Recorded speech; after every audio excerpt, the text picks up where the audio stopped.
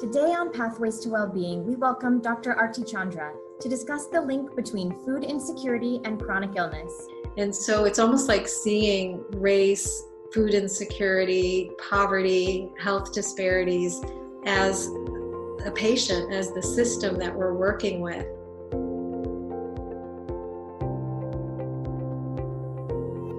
Dr. Chandra was among the very first class of IFM certified practitioners.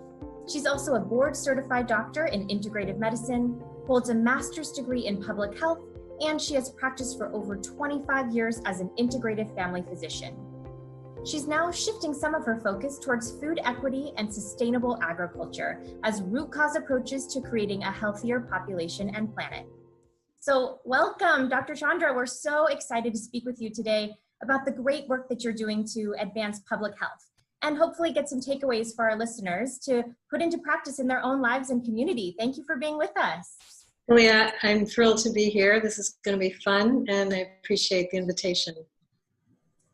Well, you know, the pandemic that we are currently in has really shed light on many systemic issues in the United States, one of them being access to healthcare in general, and then the issue of food security and navigating this new normal situation. For a lot of people, accessing food has become that much more difficult. Communities that were already struggling to stay healthy are becoming increasingly burdened and affected by what's going on in the world. So with your varied experiences that you've had working with underserved communities and their unique health issues, can you share with us a bit about your thoughts on the current state of health equity in relation to food insecurity? Absolutely. And Kalia, we know that this is a very big topic and one that really, fortunately, has been thrust into with a desperate cry out into the consciousness of American society, unlike I think at any time before. And this is, of course, due in large part to the injustices that have been illuminated through the brutal killings of George Floyd and others, as well as through the COVID-19 pandemic. You know, we know this pandemic has put a large and very bright spotlight onto the disproportionate vulnerabilities and suffering that decades and centuries of systems that lock people into poverty and poor food access creates, poor quality food. And we have to speak about race in this country if we are to effectively address the health and food inequities that exist. We need to keep in mind that race is really a social construct. It's not a biologic construct. We are not physiologically or genetically very different from each other, really about 99+% the same genetically.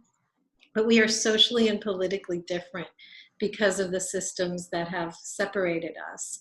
So starting to examine this on many different levels, we see that in like prior protests in our history, it was mostly the Black community engaging in those. White people in droves were not really participating. But now we're seeing the white and privileged Asian, South Asian communities also joining in. And from speaking with some Black activists in our area, this is all giving hope to the Black community. And, you know, it's like an undeniable wake-up call for all of us, I feel. And it's a particular call to action, actually, for healthcare providers of all types to step into the game of trying to dismantle these systems. And I have to say here, just briefly, that it is great to see IFM stepping up and out with this declaration to be part of the solution.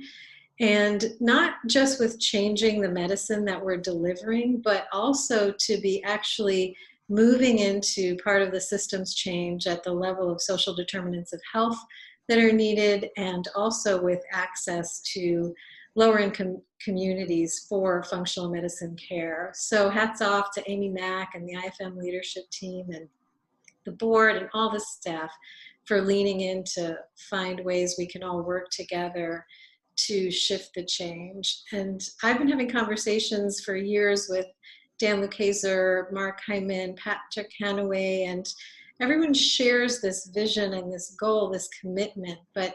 And then Robert Luby came on board some years ago, and he and I actually went to the same inner city residency program, and he went on for decades to work in underserved communities. And so IFM is well positioned with great leadership around this and is now finally, at the table in the healthcare arena with a position to take on this. So I think the time is right, and I'm very excited to see what we can do together. Yeah, this is certainly extremely important work. And what I can say organization-wide here at IFM, we now have a Black Lives Matter action force, and we're really recognizing that we're uniquely suited to meet the needs of this community. But as we do this work, we're realizing the size and complexity of the work that needs to be done, and that can be somewhat daunting. From your perspective, knowing the huge scope of these issues, what's the best way to get started doing this work?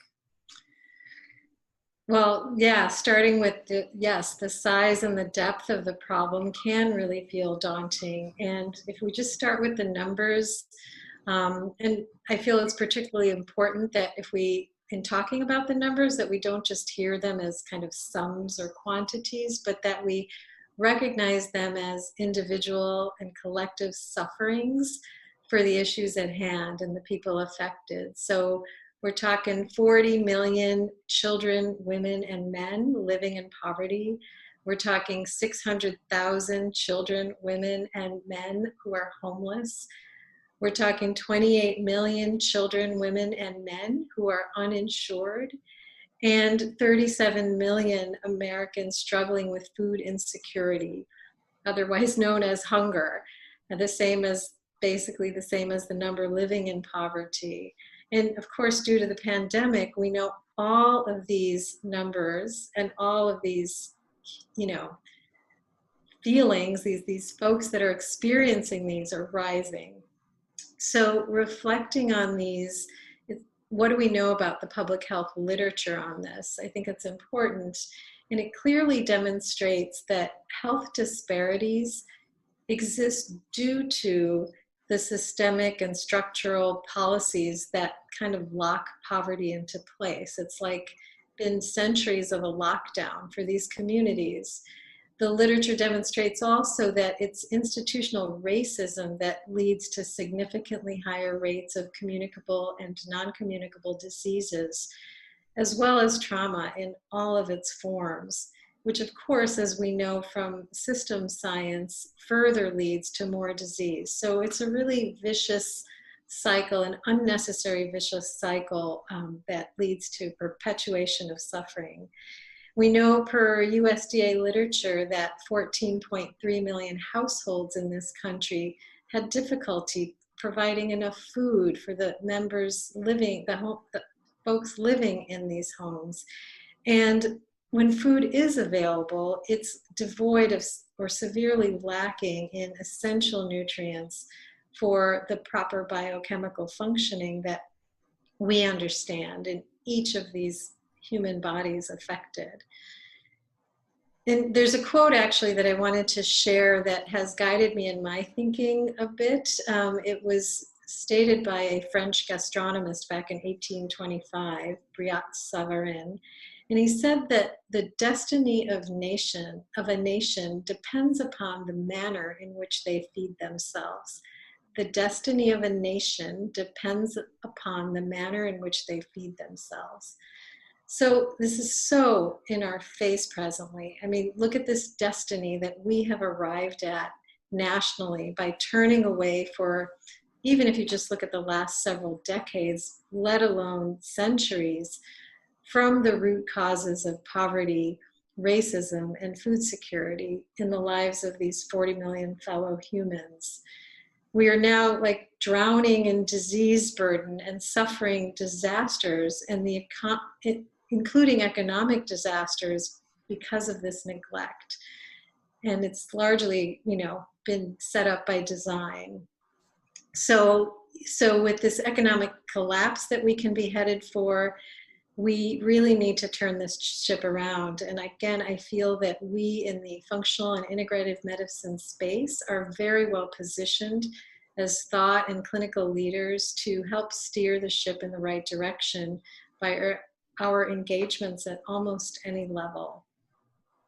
Ooh, that's very profound to think about the destiny that we're creating. And I am hopeful that our community can help turn the ship around, as you said, because as a parent of young children and thinking about, you know, the devastating effects of systemic and racial injustices that keeps healthy foods away from families and communities, and knowing that there's parents like me out there who have children that are going hungry at night. It's just, Yeah. You said you invited us to feel those statistics, and as you were listing those numbers, it's painful. I think that's what the feeling I was having. It's painful to hear that. Yeah, I so agree, Kalia. We have to see ourselves as a human family and move in on these issues as we would for our own families. I mean, with food insecurity, I think about two types of malnutrition that we are fostering in our country. First, there's the underconsumptive malnutrition, meaning depriving folks of essential nutrients, as I mentioned, the nutrients needed for proper biochemical functioning. And that's coming, you know, that's happening by way of these fake nutrient depleted foods that we're forcing into their communities. And on the other side of the coin, since the 70s and 80s, thanks to the food industry taking over our palates and our purchase options, with the introduction of high fructose corn syrup into the market, food chemicals of all sorts, gluten, soy, corn, all of these flooding the food market, we also clearly have been facing an overconsumptive malnutrition via this standard American diet we call SAD or HAD for the horrible American diet. You know, and this is of course tragically illustrated in our childhood and adult obesity rates, diabetes rates, and so forth.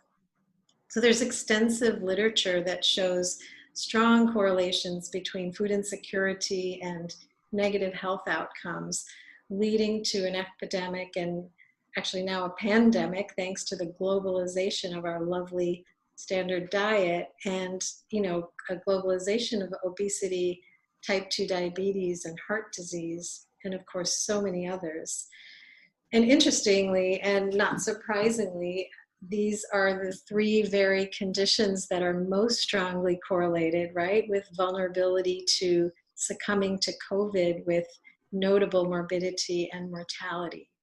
So, I mean, it's not rocket science to make the connections between the food access our fellow humans in these impoverished communities have and their high rates of disease. So I guess I feel that we as a functional and integrative med community need to heed the call to join in the work to change the equations. And, you know, a few approaches that can highlight this that come to my mind in thinking about this is that it's really important to start with ourselves, right? It's important to look at what privilege we have had and examine that closely. Everything from how you're looked at, how you're, you know, are you judged unfairly? Are you regularly discriminated against? Also in your education, did you have to worry about safety, fairness, access, all the way from elementary school to having access to college and to jobs? So, you know, we know that African Americans make about 1/10 the amount of what the white community makes, and Latinx and Native American communities are not much higher than that. So it's really important that we look at these in a way to explore our own kind of potential implicit biases in order for us to better engage. The other part of it that comes to mind for me is that we are seeing some changes in the medical systems and the political systems through what's going on in our society since May, really, and then also since COVID has hit.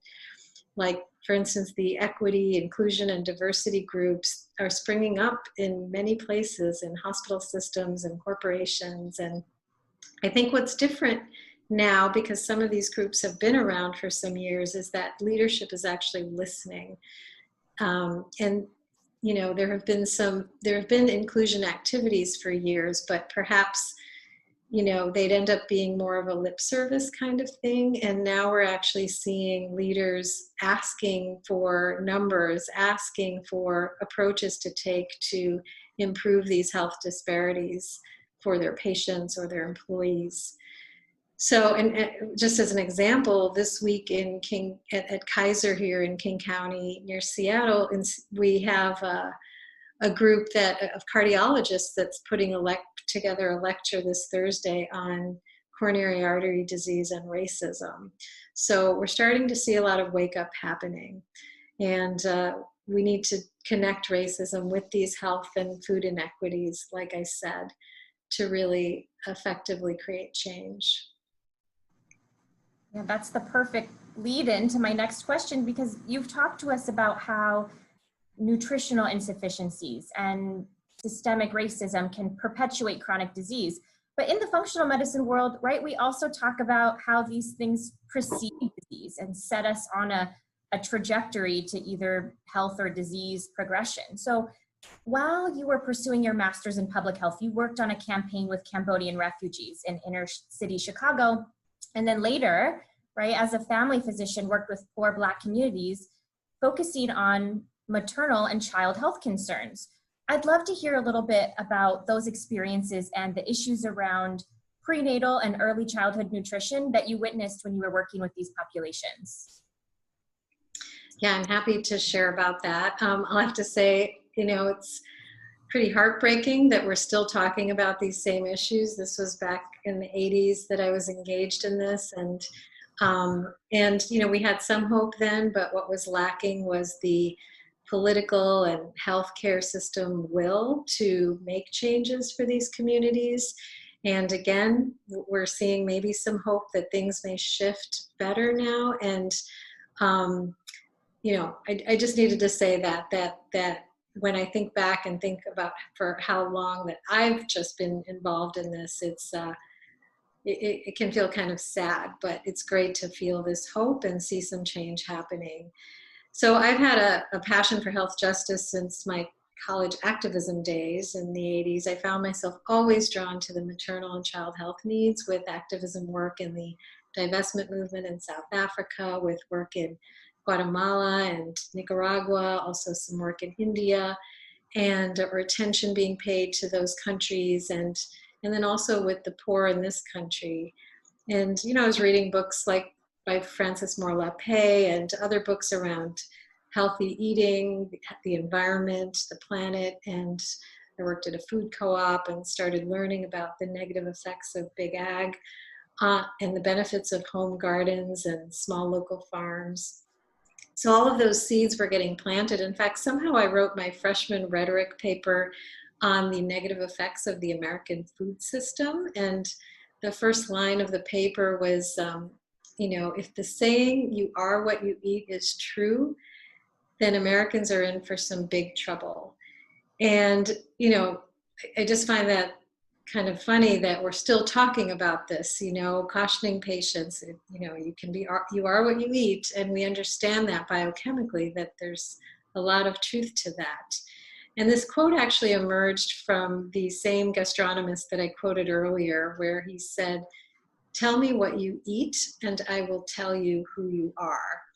And we know this to be so true in our root cause approach to health and disease. And we see daily in our practice that a diet of wholesome, varied, real foods from the earth helps to create health and well-being. And while diets made up of the fake, sad foods are primary drivers of chronic disease.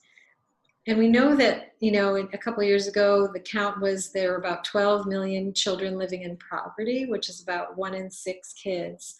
And of course, the numbers are increasing.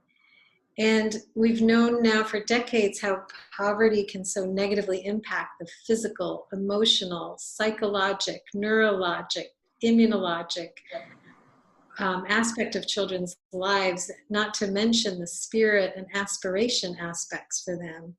And we know that investing early can save a lot of lives, suffering, and costs later. For every dollar spent, and I learned this also back in public health school, and the figures have changed, but generally the proportions are similar, that for every dollar spent, there's a later $17 to $35 savings on those later disease and social impact costs. but we don't really move towards these investments. And we can say, I think with heartbreaking clarity, that we are abandoning the potentials of a huge, unacceptable percentage of our children's lives, and who are, of course, future adults. So, you mentioned my work in maternal child health and with the Cambodian refugee population. And through this, I saw firsthand how unhealthy food, more than poverty itself, leads to a vast array of health problems for both the mothers and their children. This is a population, like many others, where in their home country, they were poor, but actually had access to a traditional plant-rich diet and were without these modern chronic diseases. But upon arriving here and being thrust into our food system, we were seeing obesity emerging, we were seeing other conditions of inflammation, and what we focused on was the very poor dental situation for infants.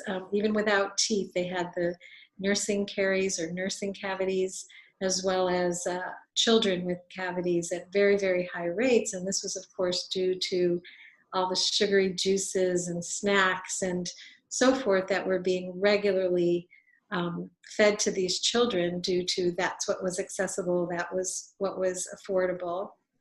And so for me, there was a great learning here on some of the three most important forces that influence food in these communities. And first is, that comes to mind, is the marketing and ad campaigns in our society that make cheap and fake foods seem flashy and attractive. And the next is the Farm Bill, which basically makes these fake foods very affordable. They're the cheapest foods available. And the third is related, where there was simply a lack of available healthy foods for these people to buy, for these communities to buy. And so, these all came together to show how a community without prior chronic disease can turn very rapidly into almost a poster child for these issues. And then I worked also for about 15 years total in inner city Black communities in Chicago and then in Seattle, mostly doing high-risk OB and prenatal care work. And their preconception, prenatally, we know that the mother's diet, everything affects everything from her gut microbiome, her hormone balance, her fertility issues, and then moving into things like gestational diabetes risk, preterm labor risk, low birth weight risk, preeclampsia. And these are just to name a handful of some of the morbidity issues that can be directly related to food insecurity. Of course, other things are involved, like other stressors and environmental toxins, but food is a huge one. And for the baby and child, poor nutrition leads to very elevated risks of a whole host of conditions. So, and we know, right, from our systems biology understanding about the powerful and critical role of diet on every single biochemical process in the body, that the negative impact, we know the negative impact of sugar and the lack of essential nutrients consistently can lead to dysfunction in all these biochemical pathways, enzymatic pathways, immune, function for the child and this future adult. So, and of course, now we know so much more about the oral and gut microbiome and the significant role they play in all the mechanisms running our body towards either health or disease. The microbiome is involved, at least in part, in almost any disease. And all the insults that folks in impoverished communities have impacts their gut microbiome negatively. I think something that is particularly powerful and makes many of us feel this call to action to intervene is knowing that there's these sequelae of nutritional insufficiencies that really last a lifetime. Yeah. Well, I think you've beautifully highlighted how functional medicine allows us to look at patients as whole people with a vast array of determinants of health. How does your training in functional medicine shape the way that you address the link between health disparities and food access to overall health and well-being? How do we link that food insecurity piece to chronic disease over a lifetime? Yeah, I guess my first thought on that is the overall functional medicine approach, which is really systems biology, systems thinking, and deep bow of thanks to Jeff Bland and other IFM leaders for teaching us about this and how critical it is to working with an individual patient to understand what is going on in their body so that we can help them move towards greater health. But the funny thing about the systems thinking, as you may experience yourself, Kalia, is that you sort of end up applying it in all different aspects of your life. It's hard to not think systems wise. And, it's clearly how I've moved into kind of with greater passion now in the current environment to what's going on with race and health inequities. And so it's almost like seeing race, food insecurity, poverty, health disparities as a patient, as the system that we're working with. And we want to apply our functional medicine timeline to it. We want to apply our functional medicine matrix to find those root causes, understand their linkages, and again, try to restore this system back to kind of optimal functioning and well-being. So, we're really well suited to move into this space and try to turn the ship around, as I said. And you mentioned the timeline earlier, and typically in our one-to-one work, we cultivate this listening, where we're listening to the patient's whole story to see what the patterns are, to see what the clues may be on their trail to disease. And a key element of our work is this deep listening and the attention to the detail. And we can certainly apply this to working societally, working in our communities around these issues. We're seeing this rise up and this call for action, as we talked about.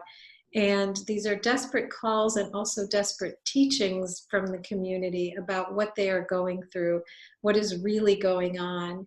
And so even if we can apply that deep listening to these stories and move forward in almost like a therapeutic relationship with this system of inequity, it can help us move into right action to help ameliorate these issues.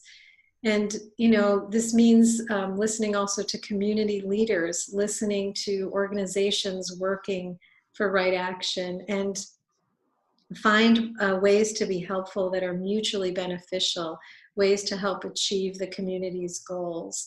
Just as we do in the clinical setting, really, I deal, with our patients, and we take a team-based approach with our colleagues in other fields that are relevant, such as physicians working with dietitians and social workers. And so, we need to do that collaboratively in the communities we want to move into to work with breaking down these systems. So, we can apply the whole matrix actually to what we're doing. And I, daily have seen the disproportionate effect that the patients suffer from due to this intersection of race, poverty, and food and health insecurity. And, I've learned over time to ask my patients certain questions like, do you ever run out of food before your next paycheck? Can you afford to eat a balanced meal most days of the week? Do you eat less to stretch things out? Do you hold foods from your kids when you're hungry to stretch things out? Do you own a cutting board? Do you own a cutting knife? Do you have cookware to work with? So, looking at the matrix, we have to get to these, like, what capacity our patients have to, and these communities have to move into healthy eating once we can create more access for them. And so, we can even look at things like antecedents and or predisposing factors, for those who may not understand that part of our tool. And, you know, antecedents here can, of course, be greed and centuries of racism and the Farm Bill and the food industry. Those can be background forces at play, creating the situation that these communities are in. And then there's triggers and mediators that could be the ongoing policies and the corporate profiteering that helps to keep the system in place. And then if we look at the nodes of the matrix, you know, there's the immune area, for instance, you know, immune and inflammation. What do we have? We have diets that feed into inflammation in our body. We have, you know, most meals of the day in these communities are pro-inflammatory meals. So you have chronic inflammation developing, and there's no wonder, therefore, that there are higher rates of cancer, heart disease, obesity, just from that alone. But another node we look at in functional medicine is detoxification or biotransformation. And we know that from the social determinants of health that impoverished communities are often in settings where there is a lot of exposure to chemicals and food toxins, environmental chemicals, plastics, pesticides, air and water pollution. So, you know, that's a factor too that we can work with by having that awareness. And then I think another super important one is that center of the matrix, the mind, body, spirit, and really recognizing stress in all its forms in these impoverished communities, and how it triggers and serves as a mediator of so much dysfunction in the body, again, leading to more inflammation, leading to immune weakness, immune dysfunction, psychological issues, neurologic issues. And, you know, we know that stress alone can change behavior. It can, you know, lead to impulsivity. It can lead to less healthy food choices. It can, in and of itself, like I mentioned, lead to inflammation, which then can lead to more stress, and so on and so on. So, you know, I think these are three areas of the matrix. And then, of course, there's the bottom of our matrix where we have the modifiable lifestyle factors. And, you know, there we've been focusing on food. And clearly, you know, we know that increased vegetables and plants in the diet decrease inflammation. It decreases oxidative stress, which can be so destructive in the body. It can decrease stress itself. It can decrease psychological issues, improve mood. And we also know that improved diet helps with resilience against COVID and other infections. And so, you know, I think our matrix can really be applied well into this work. I think we can all hear in your voice how much this work means to you, and your path through medicine really highlights that as well. So I understand that you've recently kind of pivoted your 20 plus years of practicing functional integrative medicine at a major medical center here to focus on addressing the intersection of human health and planetary health. And that includes, you know, regenerative agriculture, approaching food as medicine, and how that could actually benefit community resources like food banks. Can you explain a little bit how this work benefits human health and planetary health, in particular, the food insecurity that we've been talking about? Yeah, I'd love to share about that. It's really become a newfound passion and commitment for me. It's part of the reason I left the medical practice I'd been in for the last 15 plus years. And you know, basically what started happening for me is thinking about the crisis we're in for our planet and knowing what all the issues are there, what are the issues involved in destroying our planet, and then recognizing that these are the same issues that we're talking to with each patient every day, about lowering toxins, about, you know, eating organic as much as possible, about working, you know, with the gut microbiome as best as possible. And so, you know, I started learning more about regenerative agriculture and planetary health and the interconnectedness of those. I'll share one more quote as I talk about this by philosopher and farmer Wendell Berry, where he said, "The soil is the great connector of our lives. It is the source and the destination of us all." And it is really, really so true. You know, it's what's happened really, Kalia, is that our industrial agriculture practices for so many years now, for so many decades, have effectively destroyed our soil. And if you think about the acreage on the planet that is using these destructive methods, it's the vast majority of land mass that's being used for agriculture.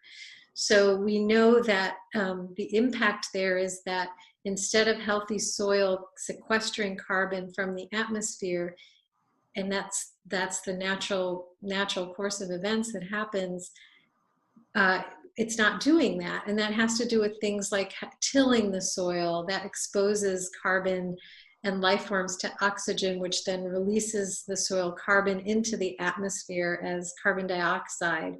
It's using fertilizers and pesticides, like with no abandon, to solve every single problem of agriculture. And this can, of course, cause also release of excess greenhouse gas emissions, partly by killing the healthy microbes in the soil that actually build and maintain the soil and help to sequester carbon. And then we end up with these barren, fields and fields of dead soil that then emits more carbon, and all those living organisms that are in there are no longer there. So there's all sorts of practices, overgrazing, clear cutting, not allowing variation in grazing by animals and so forth, that are creating this problem. So we basically have a problem of, much more carbon in our atmosphere from this farming methodology that we've had for decades and decades now.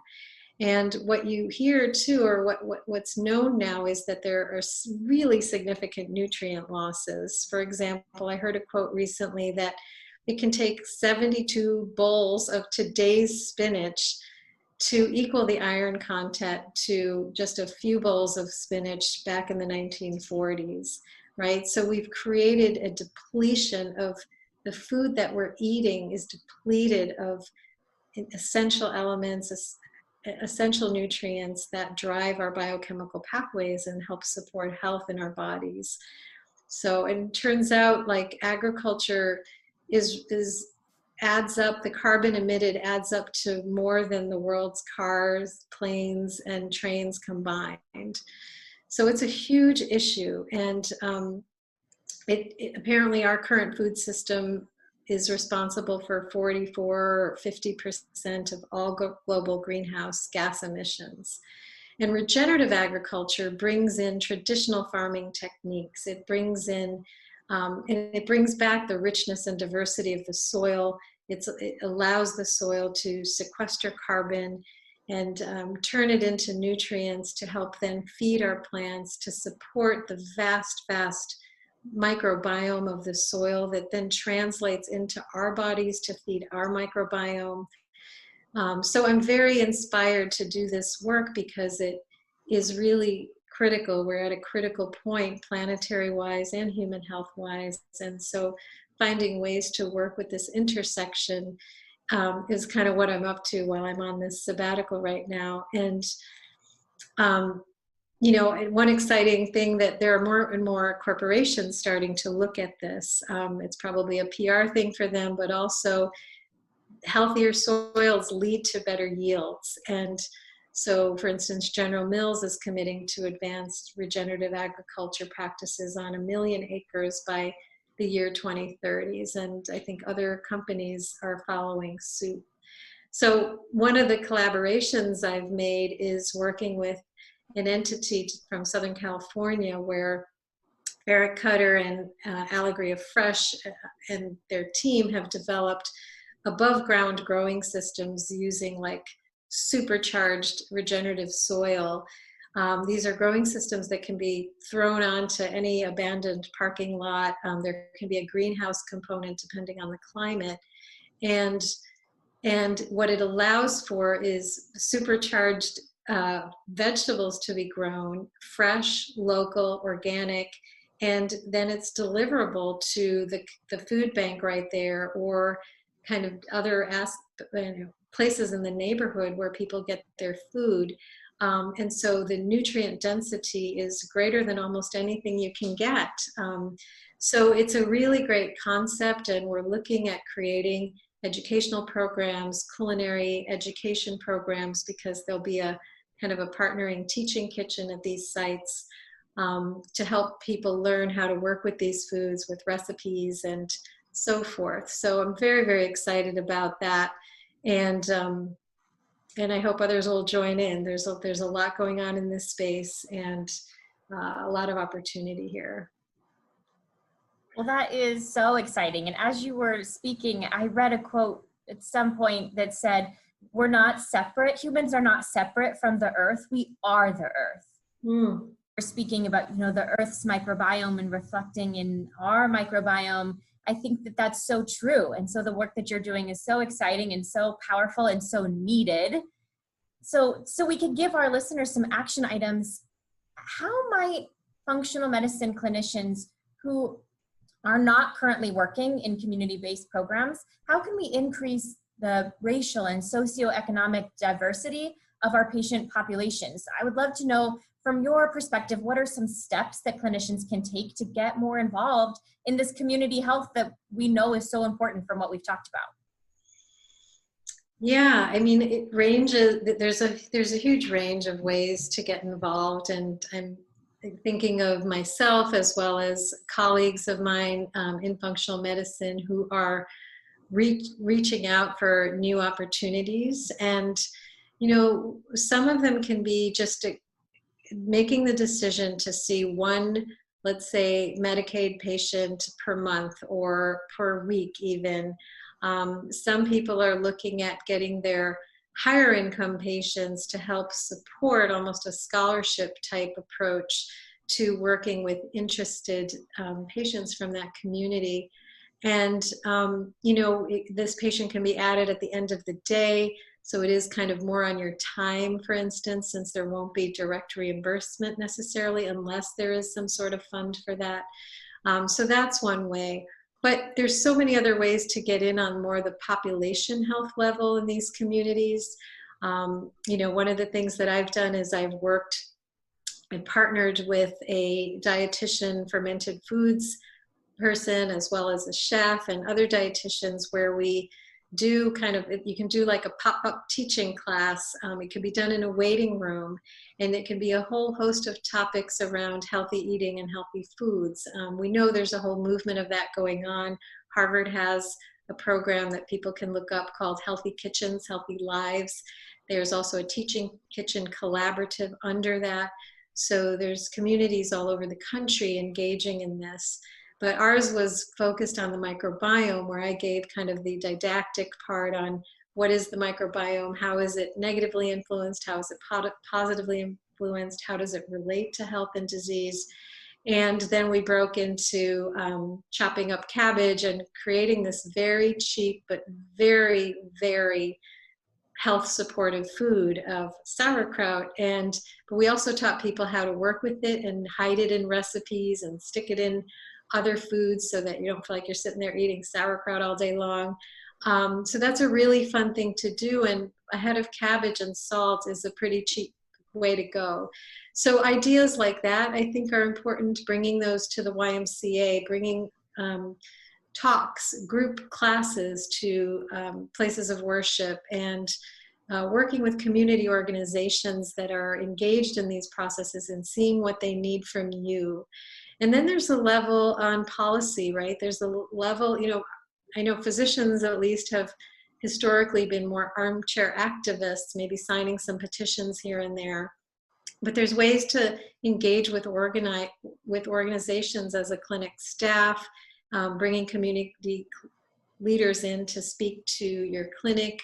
asking patients who are of low income status to inform you more about what's going on in their communities, working with city, state, county programs, and going and participating, testifying at hearings, that kind of thing, giving that voice. We have the ability to speak to the interconnectedness. And so that's why I think ours is particularly strong. You know, there's so many resources out there also for us. There's integrative medicine for the underserved. You can go to imforus.org. IFM has partnered with them on several occasions. That was one of the places where I taught this microbiome cabbage class. And there's looking at IFM toolkit handouts. There's looking at Dr. Deanna Midnich's work on eating the rainbow, and she has a toolkit and a lot of resources available. There's an ebook, free ebook called Eating Healthy on a Budget. And then there's also programs all around the country that are already engaging in this. And many of you may know about the VA whole health system, where integrative medicine approaches are being applied in many different ways within the VA system, and proving to be both health outcomes positive and cost positive.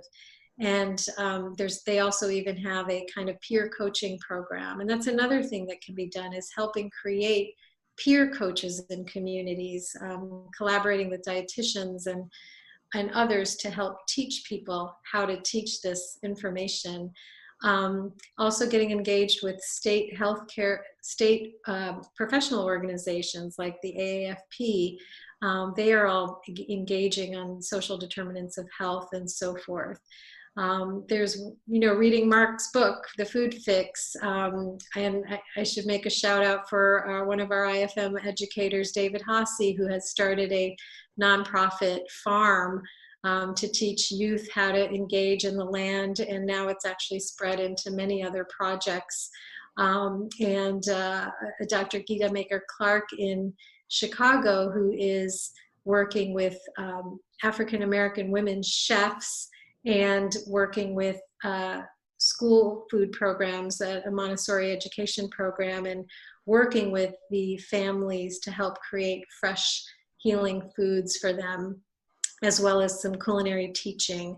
You can look at Zach Bush's organization, The Farmer's Footprint, as well as another nonprofit that he's about to launch, which is going to be all about helping farmers convert their land to sustainable agriculture, regenerative agriculture approaches to help both people and the planet. So there are numerous ways to get involved and engage. And, you know, first and foremost, again, is exploring your inner self. And for that, there's a TED Talk by David R. Williams, who's a physician at Harvard. His talk is called How Racism Makes Us Sick. There's reading a recent article in JAMA from June called The Moral Determinants of Health. Strongly recommended that, by Donald Berwick. And Doctors for America is another site with a lot of resources for all, not just doctors. And so, and ultimately voting. Voting is probably the number one thing we can do to support the issues on many levels, to help reverse the inequity issues that are going on. So I guess I'll close with, well, I guess I want to say just keeping up with legislation and being aware of what's coming up for what you can vote on. And, you know, Martin Luther King said the time is always right to do what is right. So I think right now the time is very right for us to engage and be a part of the solution. Absolutely. The time is now. Thank you so much for this fascinating and insightful conversation. So glad that we had our friend and teacher, Dr. Arti Chandra, here with us today. Community initiatives like those mentioned here today can have a significant and positive impact on bringing people together and helping them make small but very important changes in their diet. Working with our practitioners on more grassroots efforts in these communities and expanding the reach of these core tenets of functional medicine is a humbling direction that the Institute for Functional Medicine is taking to advance our mission of ensuring equitable healthcare access for all. Thank you, Dr. Chandra, for being with us. It was just a pleasure to talk with you today. It's been wonderful being here. Thanks so much. To join the conversation on this topic, visit IFM's pages on Facebook and Instagram. For more information about functional medicine, visit ifm.org.